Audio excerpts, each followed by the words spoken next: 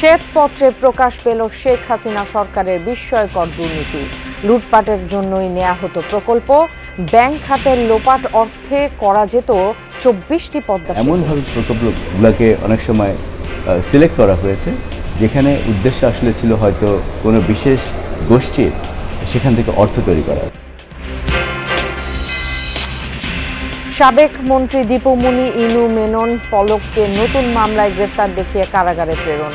বহির্বিশ্বে বাংলাদেশ বিরোধী প্রচারণা নিয়ে আজ ব্রিফ করা হবে কূটনীতিকদের। ভোগান্তির নাম কমলাপুর মুগদা সড়ক, খানাখন্দ আর যানজটে নাকাল চলাচলকারীরা। জানুয়ারিতে সংস্কারের আশ্বাস সিটি কর্পোরেশনের। কাচ্চিত হয়, আইগের জন্য আরেক গাড়ির ক্ষতি হয়। 5 থেকে 6 মাসে এই রাস্তার অবস্থা পুরোই খারাপ। অনেকজন আহত হয়। আমি একদিন রিক্সাতে এসে উল্টে পড়ে গেছিলাম।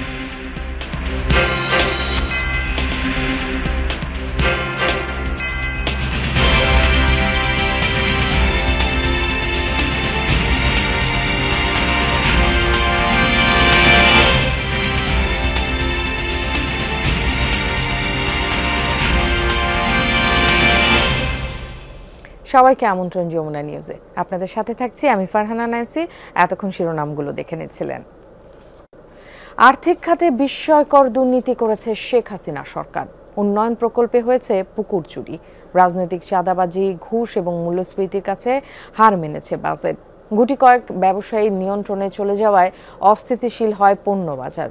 অর্থনৈতিক শ্বেতপত্র প্রতিবেদনে বলা হয়, ব্যাংক খাতের দুর্দশাগ্রস্ত সম্পদ দিয়ে তৈরি করা যেত ২৪টি পদ্মা সেতু। বিশ্লেষকরা মনে করেন, সংস্কারমূলক উদ্যোগ বাস্তবায়ন করে তছনছ হওয়া অর্থনীতিকে টেনে তুলতে হবে। গেল 15 বছরে জনগণ দেখেছে ছোট, মাঝারি এবং মেগা প্রকল্পের হিড়িক, কিন্তু এসব প্রকল্পের অনেকগুলো নিয়ে প্রশ্ন ছিল জনমনে। অভিযোগ ছিল বাস্তবতা ও জনস্বার্থ বিবেচনা না করে কেবল লুটপাটের জন্যই এসব প্রকল্প বাস্তবায়ন করা হয়েছে। প্রধান উপদেষ্টার কাছে জমা দেয়া অর্থনীতির শ্বেতপত্রে ওঠে সেই লাগামহীন অনিয়ম এবং দুর্নীতির চিত্র। প্রতিবেদনে বলা হয়, উন্নয়ন প্রকল্পে ৯/৬-এর কারণে ব্যয় বেড়েছে ৭০%। প্রকল্পের ভিত্তিপ্রস্তর স্থাপন বাস্তবায়ন না হওয়ার আগেই অর্থ ছাড়, নির্বাচনী প্রচারণার অংশ হিসেবে পাথর স্থাপন এবং ফিতা কেটে তছরূপ করা হয় অর্থ।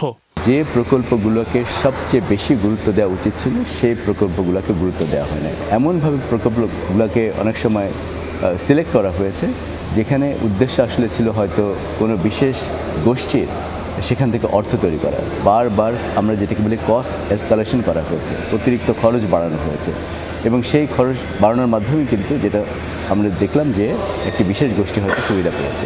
প্রতিবেদনে উঠে আসে ব্যাংক খাতের হরিলুট অবস্থা। বলা হয়, ব্যাংক খাত ভঙ্গুর করেছে রাজনৈতিক হস্তক্ষেপ। এই খাতে লোপাট হওয়া অর্থে 14টি মেট্রো রেল এবং 24টি পদ্মা সেতু নির্মাণ সম্ভব।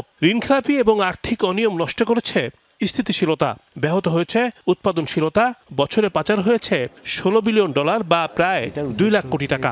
অর্থনৈতিক কৌশলগুলোকে আমরা এখন খানিকটা পুনর্নির্ধারণ করতে পারি কিনা এবং এটার ফলে এসব জায়গায় বড় মাত্রার ক্ষতি হয়েছে সেগুলোকে পুষিয়ে নেওয়া সম্ভব হবে কিনা।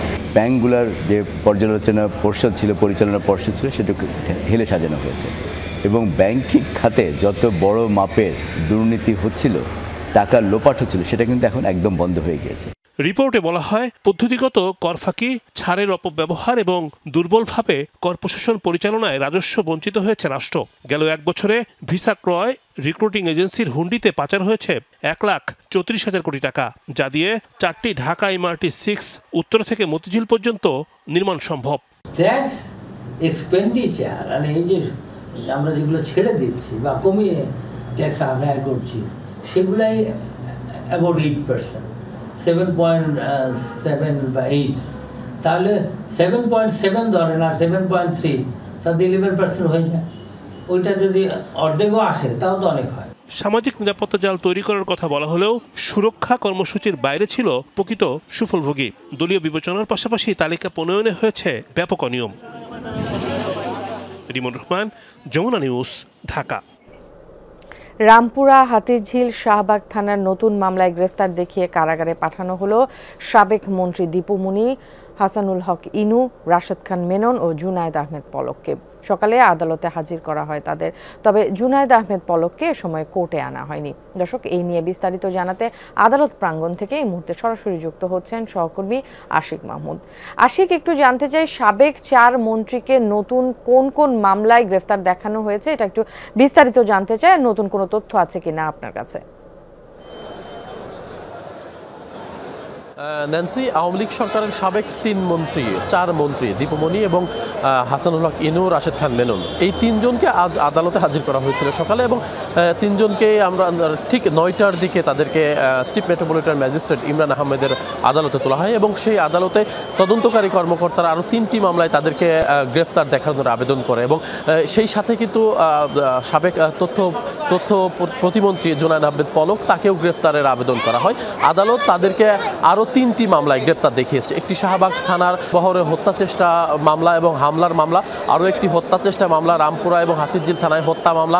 এই সকল মামলায় তাদেরকে নতুন করে গ্রেপ্তার দেখানো হয়েছে। তবে তদন্তকারী কর্মকর্তা কিন্তু তাদেরকে আসলে রিমান্ডের আবেদন করেনি। তবে রাষ্ট্রপক্ষের আইনজীবী আমাদেরকে জানিয়েছেন যে তাদেরকে নতুন করে এই 4 জনের 3টি মামলায় যে গ্রেপ্তার দেখানো হয়েছে, এবং এর পরবর্তীতে তাদেরকে যদি রিমান্ডের প্রয়োজন হয় তাহলে নিশ্চয়ই তদন্ত কর্মকর্তা পরবর্তীতে আবেদন করবেন। তবে রাষ্ট্রপক্ষের আইনজীবী তিনি বলছেন যে এই যে জুলাই আগস্টের যে গণহত্যা, সেই গণহত্যায় কিন্তু এই যে 4 মন্ত্রী, অর্থাৎ এই সরকারের যে 4 মন্ত্রী, সাবেক যে 4 মন্ত্রী ছিলেন, তাদের প্রত্যক্ষ এবং পরোক্ষ মদত ছিল। তাদের এই অপরাধ যে সংগঠিত হয়েছে, যে গণহত্যা সংগঠিত হয়েছে, তাদের এই ঘটনার সাথে তারা সম্পৃক্ত, এবং সরাসরি এবং কেউ নানানভাবে মদত দিয়েছে, এবং তারা এই ঘটনার মাস্টার মাইন্ড। তো তাদেরকে আসলে গ্রেপ্তার রেখেই এই তদন্ত কাজ শেষ করতে হবে, অন্যথায় তদন্ত কাজ প্রভাবিত হতে পারে। সে কারণেই আসলে তাদেরকে গ্রেপ্তার দেখানোর আবেদন করা হয়েছিল।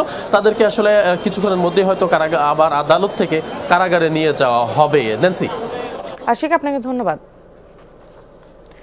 বাংলাদেশ সম্মিলিত সনাতনী জাগরণ জোটের মুখপাত্র চিন্ময় কৃষ্ণ দাসের জামিন আবেদনের শুনানি আগামীকাল। আদালত জানান, গত বৃহস্পতিবার চট্টগ্রাম মহানগর দায়রা জজ আদালতে শুনানি হওয়ার কথা ছিল, তবে আইনজীবীদের কর্মবিরতি পালনের কারণে সেদিন শুনানি হয়নি। এর আগে 26 নভেম্বর এই মামলায় জামিন আবেদন নাকচ করে তাকে চট্টগ্রাম কেন্দ্রীয় কারাগারে পাঠানোর আদেশ দেয় আদালত। রাষ্ট্রদ্রোহের মামলায় ওই দিন তাকে হাজির করা হলে আদালত এলাকায় চিন্ময় অনুসারীদের সাথে পুলিশের দফায় দফায় সংঘর্ষ হয়। এক পর্যায়ে আইনজীবী সাইফুল ইসলামকে কুপিয়ে ও পিটিয়ে হত্যার ঘটনা ঘটে।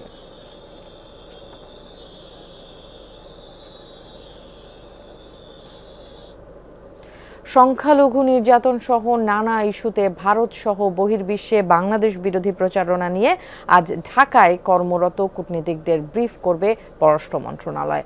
সোমবার দুপুরের পর রাষ্ট্রীয় অতিথি ভবন পদ্মায় বিভিন্ন দেশের রাষ্ট্রদূত ও হাই কমিশনারদের ব্রিফ করবেন পররাষ্ট্র উপদেষ্টা তৌহিদ হোসেন। এ সময় এ বিষয়ে সরকারের অবস্থান ও তার সপক্ষে যৌক্তিক প্রমাণ তুলে ধরবেন তিনি। তবে এই দফায় ব্রিফিংয়ে আমন্ত্রণ জানানো হয়নি আন্তর্জাতিক সংস্থার মিশন প্রধানদের। এই ব্রিফিংয়ে ভারপ্রাপ্ত পররাষ্ট্র সচিব রিয়াজ হামিদুল্লাহ সহ সরকারের পক্ষ থেকে সদ্য গ্রেফতার চিন্ময় দাসের বিরুদ্ধে নেওয়া আইনি পদক্ষেপ ও বাংলাদেশ নিয়ে কারো চক্রান্তের বিষয়টি তুলে ধরা হবে, এবং এ নিয়ে বিশ্ব সম্প্রদায়ের সহযোগিতা চাইবে ঢাকা। 5 আগস্টের পর ঢাকা দিল্লি সম্পর্কে অব্যাহত টানাপোড়েনের মধ্যে এই প্রথম এই নিয়ে বিদেশিদের অবহিত করতে যাচ্ছে সরকার। জামিননামা পৌঁছালেও এখনও কারাগার থেকে মুক্তি পায়নি সাবেক পুলিশ সুপার বাবুল আক্তার। স্ত্রী মাহমুদা খানম মিতু হত্যা মামলায় গ্রেফতার বাবুলের জামিননামা রোববার বিকেলে কারাগারে পৌঁছালেও মুক্তি পাননি তিনি। কারা কর্তৃপক্ষ জানায়, জামিননামা পৌঁছানোর আগেই কারাগারের বন্দীদের তালাবদ্ধ করা হয়ে যায়, তাই জামিননামাটি এখনও যাচাই বাছাই চলছে।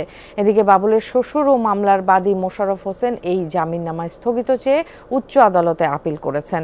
আগামীকাল এ বিষয়ে শুনানি হবে। এর আগে স্ত্রী হত্যা মামলায় বুধবার অন্তর্বর্তী জামিন পান বাবুল। 2016 সালের 5 জুন বাবুলের স্ত্রী মিতুকে কুপিয়ে ও গুলি করে হত্যা করা হয়। পিবিআইয়ের তদন্তে শ্বশুরের করা মামলায় বাবুল সহ 8 জনকে গ্রেফতার দেখানো হয়। এ বিষয়ে জানাতে এই মুহূর্তে চট্টগ্রাম থেকে যুক্ত হচ্ছেন সহকর্মী আলামিন শিকদার। যাচ্ছি তার কাছে। আলামিন, বাবুল আক্তারকে কারাগার থেকে মুক্তির বিষয়ে সবশেষ কি তথ্য আছে আপনার কাছে?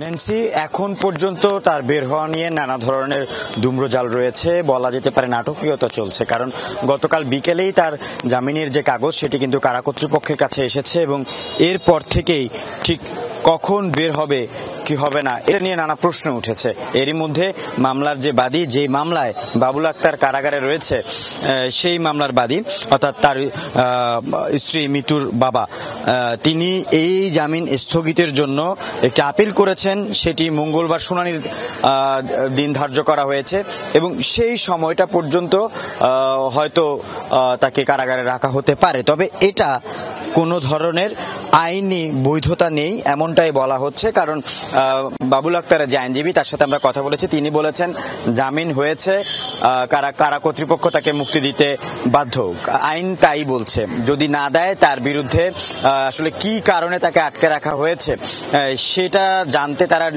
লিগ্যাল নোটিশ পাঠাবেন। এরপর তারা আগামীকাল হয়তো যে জেল সুপার এবং সিনিয়র জেল সুপার রয়েছেন তাদের বিরুদ্ধে যে মামলা, সেই মামলার প্রস্তুতি হয়তো তারা নিবেন। তবে এই পর্যন্ত আমার কাছে এই তথ্যই রয়েছে। তবে কারা ফটকের ঠিক বাহিরে একটি সকালবেলা ঠিক একটা কয়েকটি তালিকা দেয়া থাকে, সেই তালিকায় 216 জনের নাম রয়েছে যে আজ সকাল জামিনে কারা বের হচ্ছেন কারাগার থেকে, সেখানে কিন্তু বাবুল আক্তারের নাম নেই। অর্থাৎ এক কথায় বলা যেতে পারে ঠিক একটি প্রশ্ন এবং বলা যেতে পারে যে ঠিক বের হবে কি হবে না, এই একটি জায়গায় আটকে রয়েছে।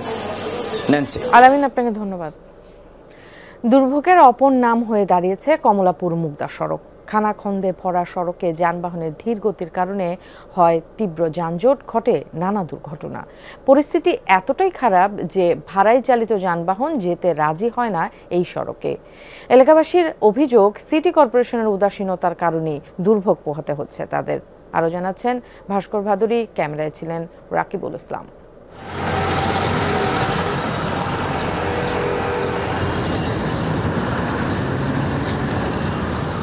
কমলাপুর মুগদা সড়ক প্রথম দেখায় মফস্বলের সড়ক মনে হলেও খোদ রাজধানীর বুকেই এমন চিত্র। বিশাল আকারের গর্ত, পানি, কাদা কিংবা ধুলা সবই মিলবে এখানে। এসব নিয়েই প্রতিদিন এই সড়কে চলাচল করেন লাখো মানুষ। এখানে গাড়ি চালাইলে গাড়িটা যখন কাচ্ছিত হয়, আইগের জন্য আর এক গাড়ির ক্ষতি হয়। এই রাস্তাতে যখন অসুস্থ রোগী নিয়ে আসছি, মুগদাতে নামাইছি, আমি কি বলবো, মানে রিস্কাও তো আসতে দেয় না, আমি আস্তে আস্তে গেছি। রাজধানীর প্রবেশমুখ টিটিপাড়া থেকে গোপীবাগ কিংবা মুগদা থেকে কমলাপুর, মূল সড়কের অনেকটা জুড়েই একই পরিস্থিতি। খানাখন্দের সড়কটিতে দেখা মিলবে ইটের আস্তর, যার চিত্র প্রায় সাপের মতো। গাড়ি উল্টা জায়গা, ভ্যান উল্টা জায়গা, ভ্যান ঠেললাম তো। রাস্তা কোনো ঠিকঠাক হয় নাই, দুনিয়ার রাস্তা বাঙ্গার, কোনো জায়গা কোনো জায়গা চলা অসম্ভব। আসমো কেমনে বাঙ্গার মধ্যে আইতে যায় না, আবার জাম লাগে, প্রচুর জাম লাগে। এলাকাবাসীর অভিযোগ, সিটি কর্পোরেশনের দায়সারা কাজের কারণেই প্রতিদিন মৃত্যু ঝুঁকি বাড়ছে। হাজারো সমস্যা নিয়ে প্রতিদিন চলাচল করতে হয় এই কমলাপুর টিটিপাড়া সড়কে। স্থানীয়দের অভিযোগ, সিটি কর্পোরেশনের উদাসীনতার কারণেই সড়কের এমন বেহাল দশা। দায়সারা কাজ নয়, যদি মানসম্পন্ন উন্নয়ন কাজ করা যায় তাহলেই এই সড়কের দুর্ভোগ থেকে লাখো মানুষের মুক্তি মিলবে। মূল সড়কের পাশাপাশি পার্শ্ববর্তী রাস্তাগুলোও যেন পাল্লা দিয়ে খারাপ হচ্ছে। মুগদা মেডিকেলের মূল ফটক প্রায় অকেজো শুধুমাত্র খারাপ রাস্তার জন্য। পরিস্থিতি এমনই যে হাসপাতালেও রোগী নিয়ে আসতে রাজি হয় না কোনো যানবাহন। এগুলো তো দিয়েছে কয়দিন আগে, এর আগে তো মনে করেন আপনার 5 থেকে 6 মাস এই রাস্তার অবস্থা পুরোই খারাপ।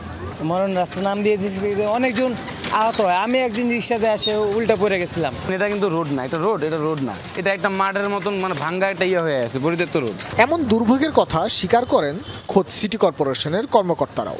দ্রুতই পদক্ষেপ নেবার কথা জানানো হয় দক্ষিণ সিটির পক্ষ থেকে।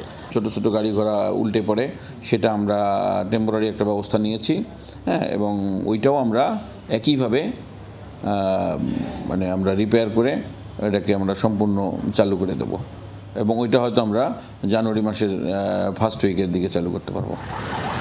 ফেব্রুয়ারির মাঝে রাস্তা সংস্কার শেষ হলে মুগদা কমলাপুর সড়কের যানজটও অনেকটাই কমে আসবে বলে আশা ঢাকা দক্ষিণ সিটি কর্পোরেশনের। ভাস্কর ভাদুরী, যমুনা নিউজ, ঢাকা। নানামুখী সংকটে জর্জরিত বান্দরবানের রাবার শিল্প। লোকসান দিয়ে বিক্রিতে বাধ্য হচ্ছেন বাগান মালিকরা, পাচ্ছেন না সরকার নির্ধারিত দাম। এজন্য সিন্ডিকেটকে দুষছেন তারা। এভাবে চললে এই শিল্প ধ্বংসের শঙ্কা বাগানীদের।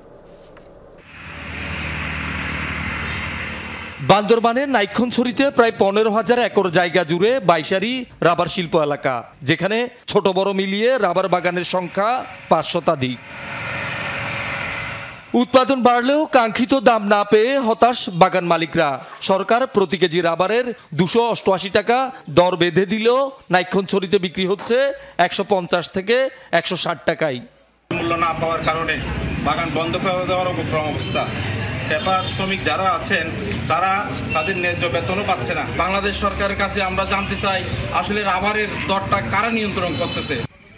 আন্তর্জাতিক বাজারে রাবারের দাম বাড়লেও নাইক্ষণছড়িতে উল্টো চিত্র। এজন্য কয়েকজনের সিন্ডিকেটকে দুষছেন বাগানীরা।